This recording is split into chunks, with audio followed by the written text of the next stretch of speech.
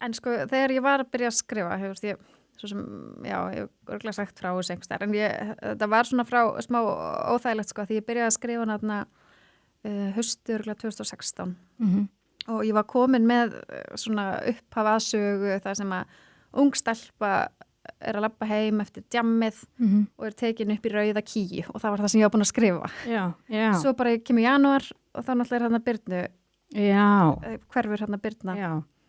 Og það var bara svo allt og líkt. Rauðri kíu. Einmitt. Já, og þannig ég bara hendi því. Þetta er náttúrulega, ég held að hafi einn annar rithöfundur lent í þessu mitt að vera búin að skrifa bók sem var svo svona lík máli sem gerðist. Þannig hérna, maður kannski Íslendingurinn í manni, maður getur einhvern veginn ekki. Já, þannig að þú bara breyttir því bara. Ég breytti bara snarlega, en ég var þannig komin með, þú veist, Akranes og Elmu og bara breytti svolítið málinu. Já.